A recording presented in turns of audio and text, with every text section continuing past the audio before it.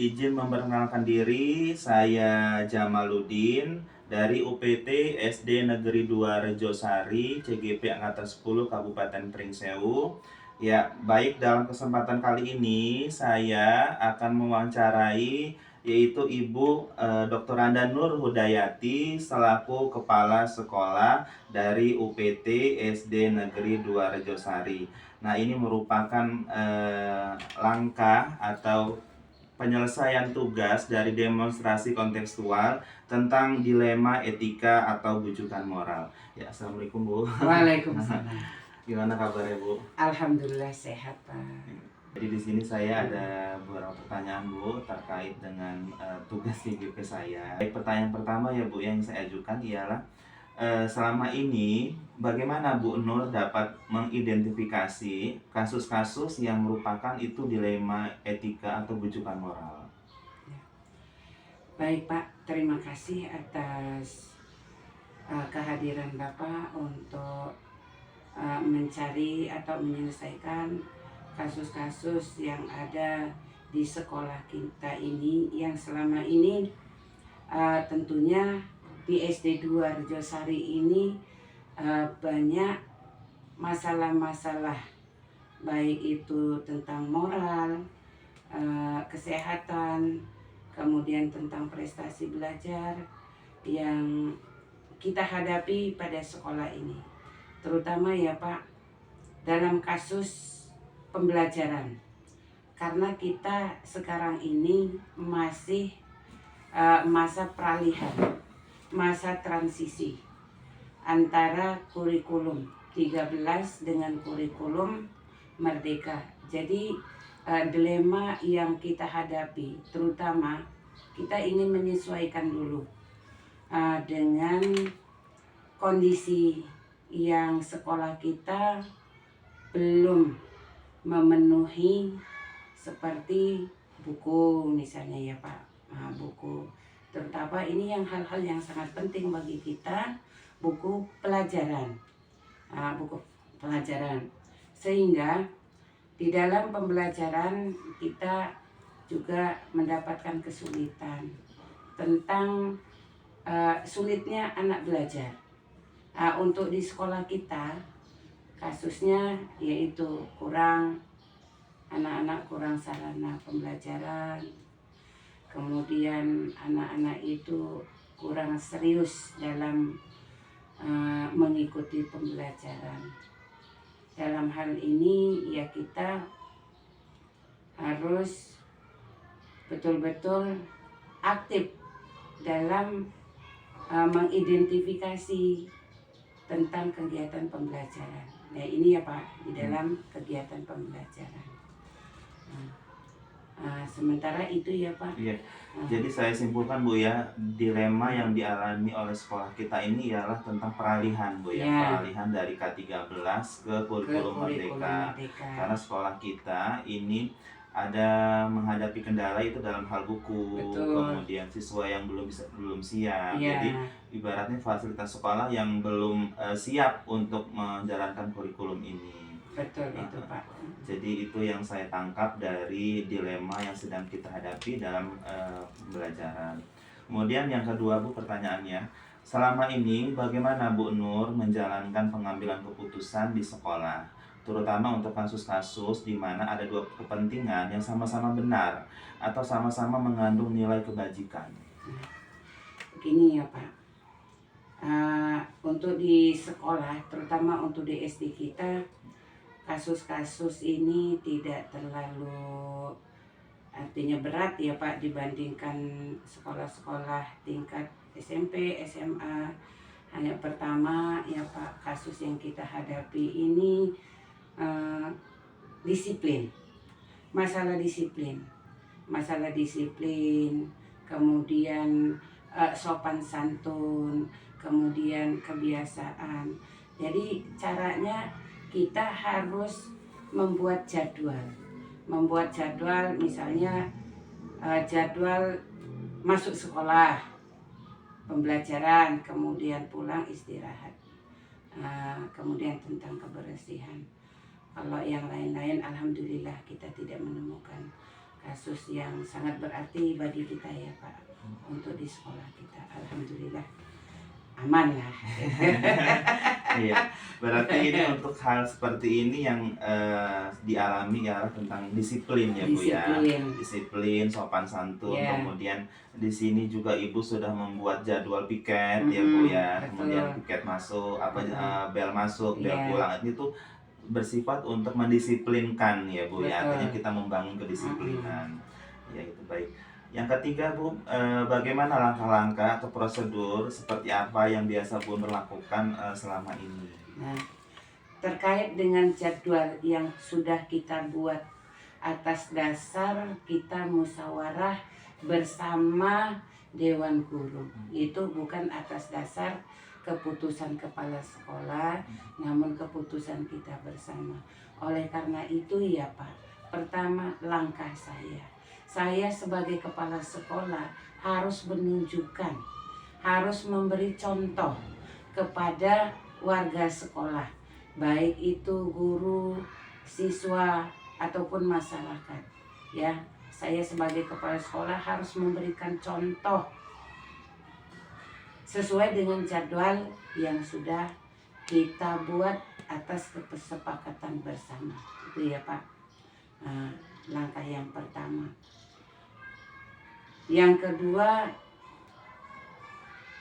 kita ketika tidak menjalankan apa yang kita sudah buat kesepakatan bersama, ya artinya kita akan adakan teguran, ya, baik teguran langsung maupun teguran tertulis. Kita artinya mengumpulkan beberapa fakta bahwa ini tidak menepati atau tidak sesuai dengan aturan yang sudah kita buat. Itu Pak. Iya. Jadi ini kesimpulan yang nomor 3 ialah masalah bersama itu kita sama-sama pecahkan dengan musyawarah dari Dewan Guru. Ya. Artinya ketika memang itu diambil langkahnya merupakan ini hasil musyawarah bersama, Betul. bukan keputusan dari Ibu sendiri. Ya.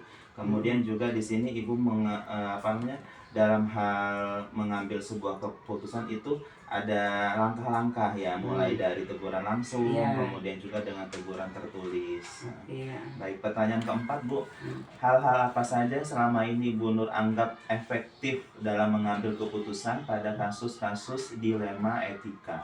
Nah, begini ya Pak, untuk SD kita, SD 2 Rejosari, ketika kita menemukan kasus-kasus misalnya siswa terlambat, kemudian siswa tidak masuk sekolah, kemudian ada lagi misalnya tidak efektif dalam melaksanakan belajar. Pertama ya Pak, kita panggil siswa, kita tanya ada apa masalahnya, kenapa dan lain sebagainya. Kemudian sudah itu sudah dipanggil siswanya, kemudian anak itu masih tidak ada perubahan, lalu kita panggil orang tuanya kita panggil.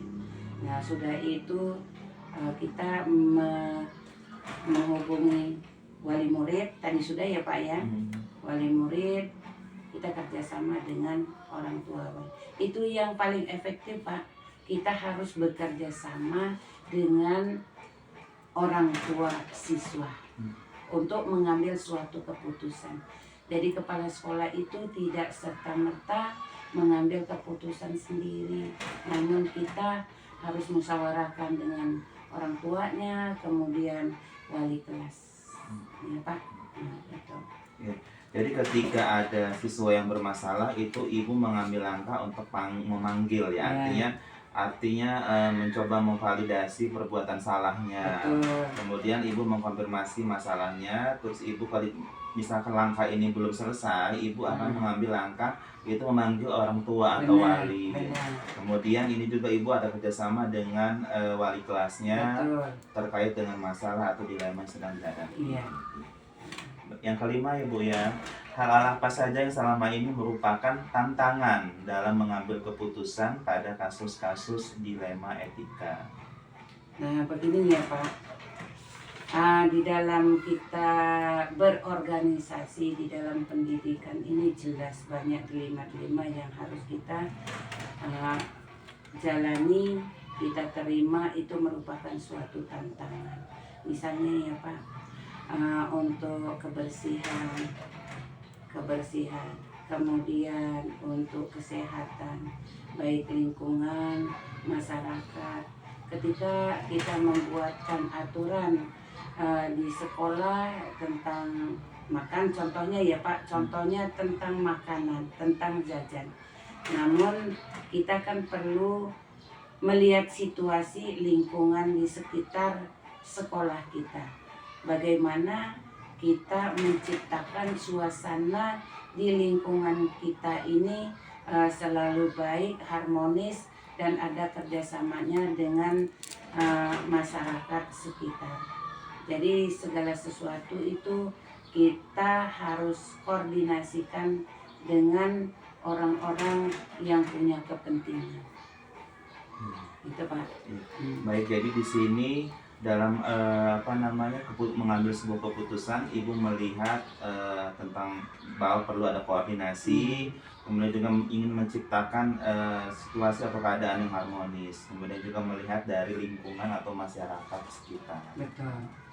Yang keenam Bu, apakah Bunda memiliki sebuah waktu atau jadwal tertentu dalam sebuah penyelesaian kasus dilema etika? Apakah Ibu punya waktu tertentu atau memang langsung Bu menyelesaikan di tempat ketika memang sebuah ada dilema etika, kemudian prosedur seperti apa yang Bu Nur jalankan? Nah, ini ya Pak.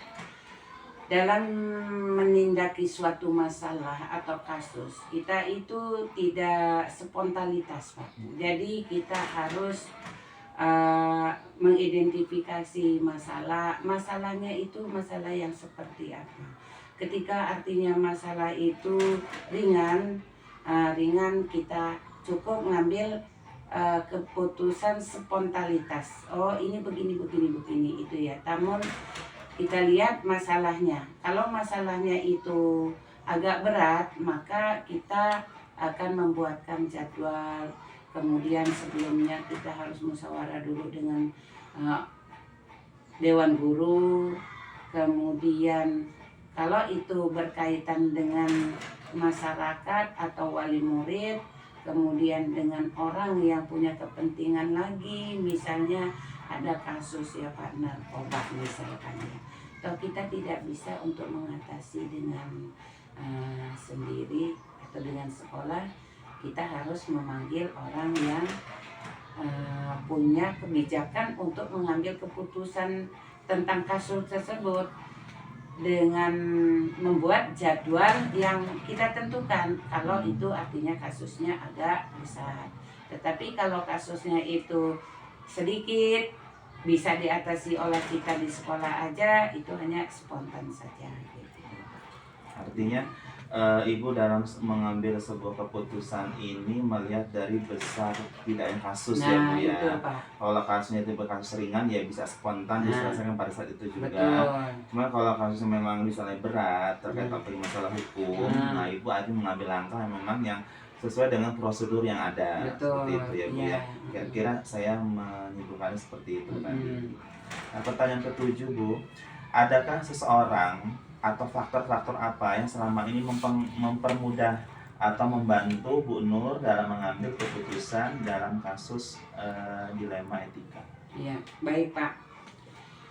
Dalam mengambil suatu keputusan untuk mempermudah suatu permasalahan itu tadi Pak, kita harus mengidentifikasi masalah apa sih yang anak ini hadapi.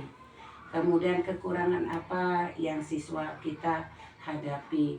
Oleh karena itu kita berusaha untuk melengkapi apa yang harus mereka butuhkan,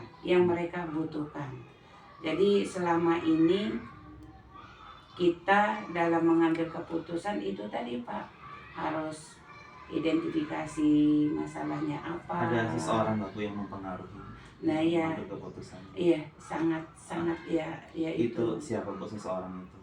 apa dewan guru atau siapa gitu loh Bu? Kita itu tadi Pak, sesuai dengan kasusnya. Kalau memang itu kita mau melibatkan wali kelasnya atau semua guru, kita juga minta pendapat dari dewan guru. Nah, jadi apa-apa saja Bapak Ibu guru, kalau anak seperti ini kita harus bagaimana? Langkah apa yang harus kita jalankan? Langkah apa yang harus kita perbuat sehingga kasus ini tidak berlarut dan selesai gitu. Ya, artinya ini seseorang ini ialah tergantung juga dari besar kecilnya masalah. Ibu artinya berkoordinasi dulu dengan wali kelas, kemudian Betul. kalau memang ini tidak terpecahkan baru dengan seluruh dewan guru. Iya. Ya, seperti itu Ibu ya. Ya karena begini Pak Jamal, kita juga artinya harus memikirkan tentang perasaan itu. Ya perasaan. Setiap orang kan punya jiwa masing-masing. Jadi kita harus memahami tentang keadaan anak anak ini kalau misalnya kita panggil ada orang kemudian permasalahannya semua orang tahu, mungkin akan membuat siswa itu bukan menyelesaikan tetapi akan menambah permasalahan bagi mereka. Akibatnya dia tidak mau sekolah lagi. Itu Pak. Artinya melihat juga dari sisi kepribadian ya Bu ya. Iya. Masalah ini menyinggung masalah pribadi atau tidak. Betul. Kalau memang itu menyinggung masalah pribadi artinya ini cukup intern ya Bu ya, intern sekolah atau memang mungkin antar dengan wali murid aja, dengan wali kelas aja, karena bisa ibaratnya nanti kalau misalkan ini dibawa terlalu diangkat malah jadi memperkeruh ya Bu ya. Benar Pak. Iya. Ya. Benar sekali itu. Jadi melihat dari sisi kepedulian, sisi perasaan ya Bu ya. Iya. Harus itu Pak, itu nomor satu. Akan mempengaruhi mental dan jiwa anak tersebutnya itu. Ya Bu, pertanyaan terakhir, dari semua hal yang telah disampaikan, pembelajaran apa yang Ibu dapat atau Ibu petik dari pengalaman Ibu dalam mengambil keputusan tentang dilema etika? Ya. Begini ya Pak Jamal, alhamdulillah saya menjadi kepala sekolah SD 2 Rejosari ini dari tahun 2019 sampai 2024 ini, alhamdulillah saya tidak menemukan kasus-kasus yang berat atau yang tidak dapat kita selesaikan. Dalam hal ini semua apapun permasalahan alhamdulillah kita bisa atasi dengan cara musyawarah dan berkepala dingin dengan berlapang dada. Jadi hikmah daripada kasus-kasus ini saya dapat mempelajari dari pribadi semua dewan guru. Kemudian dari karakter semua dewan guru, dari kepribadian siswa-siswa. Jadi kita bisa mengidentifikasi guru satu persatu guru sesuai dengan pribadinya, kemudian karakter sekolah juga.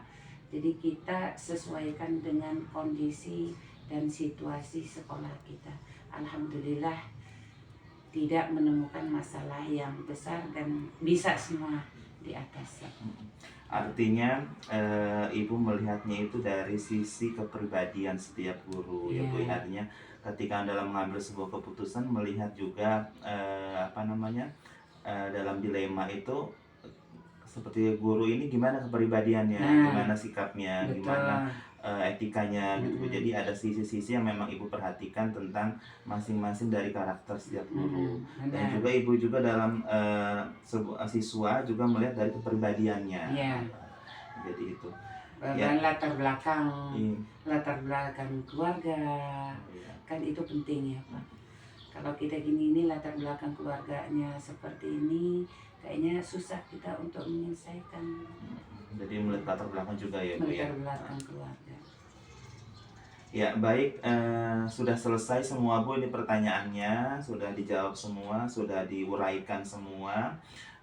Demikian wawancara saya dengan Ibu Nur Hudayati selaku Kepala dari UPT SD Negeri 2 Rejosari.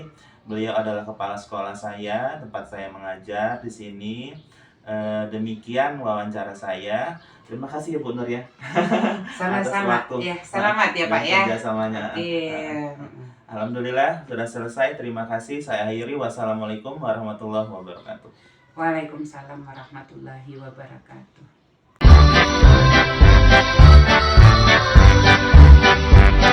Assalamualaikum warahmatullahi wabarakatuh. Bu Tuti. Waalaikumsalam warahmatullahi wabarakatuh. Gimana kabar Bu Tuti? Alhamdulillah Bapak sehat. Gimana Pak Jamal kabarnya? Sebelumnya saya izin memperkenalkan diri Bu Tuti ya. Saya Jamaluddin. Saya dari UPT SD 2 Rejosari. Saya di sini TGP angkatan 10 Kabupaten Prinsewu. Nah, jadi di sini saya ada tugas terkait demonstrasi kontekstual, yaitu mewawancarai tentang dilema dalam mengambil sebuah keputusan. Nah, di sini ada beberapa pertanyaan wawancara yang akan saya ajukan ke Bu Tuti terkait dengan tugas saya ini. Jadi yang pertama ya Bu Tuti ya, selama ini bagaimana Bu Tuti mengidentifikasi kasus-kasus yang merupakan dilema atau etika dari rujukan moral seperti itu? Gitu, baik Pak ya. Jadi selama ini saya mengidentifikasi kasus-kasus dilema etika ini, saya berkoordinasi dengan guru. Nah, di situ untuk apa? Untuk melihat kasusnya dan siapa saja yang terlibat di kasus tersebut gitu. Kemudian kita mencari kebenarannya dengan cara apa? Dengan cara pengujian kebenaran gitu. Nah, setelah itu kita melakukan musyawarah kembali untuk mengambil keputusan berdasarkan peraturan yang memang sudah disepakati bersama. Nah, yang dimaksud di sini pengujian kebenarannya seperti apa? Kita ada tahapannya dalam pengambilan keputusan seperti berpedoman pada 4 paradigma dan 3 prinsip gitu. Paradigma itu kan ada yang misalnya kelompok vs individu, terus kemudian ada lagi kebenaran lawan kesetiaan lah ya. Terus lagi ada keadilan lawan kasihan dan jangka pendek lawan jangka panjang. Terus ada lagi Pak yang berpedoman dengan prinsip. Ada 3 prinsip. Yang pertama itu ada care basic thinking, yaitu sama dengan berpikir tentang prinsipnya itu seperti gini, basicnya lebih ke peduli. Terus ada lagi rule based thinking ya, prinsip berpikir berbasis peraturan. Dan satu lagi ada lagi namanya kalau nggak salah in basic thinking. Nah, di sini adalah prinsip berpikir berbasis hasil akhirnya seperti itu Pak. Jadi dalam mengambil keputusan ini Bu Tuti itu berdasarkan dari musyawarah, peraturan yang berlaku, kemudian juga berpedoman kepada 4 paradigma, 3 prinsip dan 9 langkah pengujian ya Bu ya. Iya. Baik, itu pertanyaan pertama ya Bu ya. Terus yang kedua, selama ini bagaimana Bu Tuti menjalankan pengambilan keputusan di sekolah, terutama untuk kasus-kasus di mana ada 2 kepentingan yang sama-sama benar dan mengandung nilai kebajikan? Nah, di sini Mas, Pak Jamal. Jadi memang menjadi dilema bagi seorang pemimpin ketika dihadapkan dengan untuk mengambil keputusan yang permasalahannya sama-sama benar. Tetapi kalau saya individu, itu saya lebih berpegang teguh pada peraturan yang sudah disepakati bersama. Nah, seperti itulah. Iya. Jadi di sini kita mengambil langkah atau sikap untuk mengambil ininya dengan musyawarah bersama itu ya, peraturan bersama ya. Baik, untuk yang ketiga, langkah-langkah atau prosedur seperti apa yang biasa dilakukan oleh Bu Tuti selama ini? Sebelum saya mengambil keputusan itu dari suatu permasalahan yang ada, itu saya mulai dari langkah pertama, yaitu mencari informasi data atau fakta ya, kemudian melakukan pemanggilan ke yang bersangkutan, tak lupa juga koordinasi dengan pihak terkait, tentunya menindaklanjuti berkomunikasi dengan guru yang bersangkutan untuk menyelesaikan masalah. Iya. Jadi mencari informasi, kemudian menanyakan kepada guru yang bersangkutan ya. Jadi kita istilahnya merecek dulu ya Bu Iya. ya, cek dan recheck dulu sebelumnya kebenaran itu ya. Baik.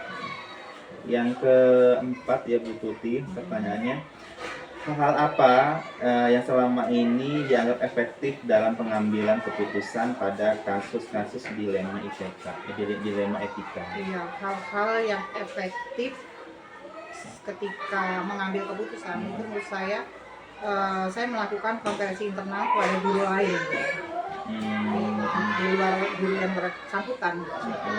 Jadi ada obrolan dengan guru lain Betul. seperti itu ya, jadi untuk melihat kebenarannya.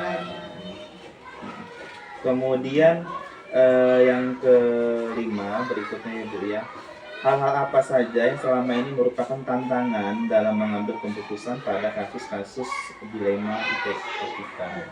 Tantangan saya dalam mengambil keputusan itu sebenarnya terkait dengan kebijakan ketika ada keikutcampuran dari pihak-pihak lain gitu.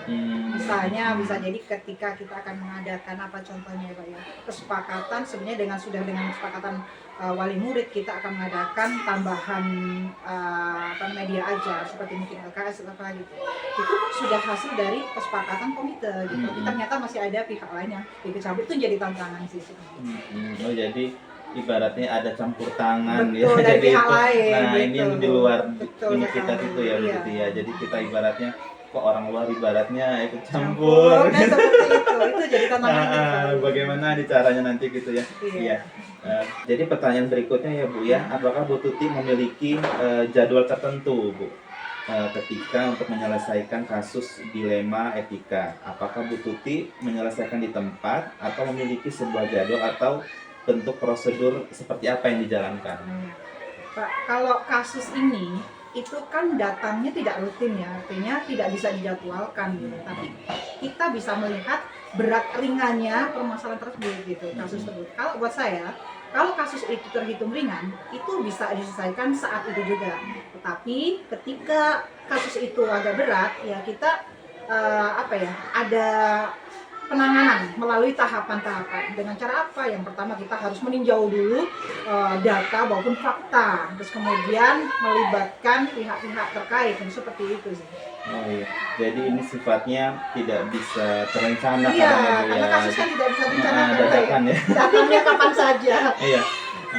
Baik, yang berikutnya Bu, apakah ada seseorang atau faktor-faktor apa yang selama ini mempermudah atau membantu Bu Tuti dalam mengambil keputusan dalam kasus dilema etika? Faktor ya. Jadi yang membuat saya lebih mudah dalam mengambil keputusan itu menurut saya tim Pak. Tim di situ yang siap berkolaborasi dengan kita, di mana ada guru, ada komite, dan ada wali murid. Itu sih yang memudahkan saya dalam mengambil keputusan. Iya. Kemudian pertanyaan yang terakhir ya Bu ya, dari semua hal yang telah disampaikan Bu Tuti tadi, pembelajaran apa yang dapat dipetik dari pengalaman Bu Tuti dalam mengambil keputusan dilema etika? Pembelajarannya ya, berdasarkan pengalaman ya. Jadi gini Pak, dari pembelajaran pengambilan keputusan itu ternyata yang terpenting itu adalah komunikasi dan koordinasi baik kepada pihak terkait itu tadi gitu. Jadi ketika kita mengambil keputusan itu tepat sasaran gitu, berdampak positif. Kemudian tentunya satu lagi yang sangat penting itu harus berpihak pada murid. Seperti itu sih Pak. Sesuai dengan ininya Teh Jarewantoro ya Bu ya. Filosofinya. Iya. Baik Bu Tuti, ini sudah saya ajukan semua pertanyaan daftar wawancaranya. Terima kasih ya Bu atas waktunya, kerjasamanya. Terima kasih. Terima kasih Bu Tuti. Demikian wawancara saya dengan Ibu Tuti selaku Kepala Sekolah dari UPT SD Negeri 1 Bumi Arum. Saya Iri, wassalamualaikum warahmatullahi wabarakatuh. Waalaikumsalam warahmatullahi wabarakatuh.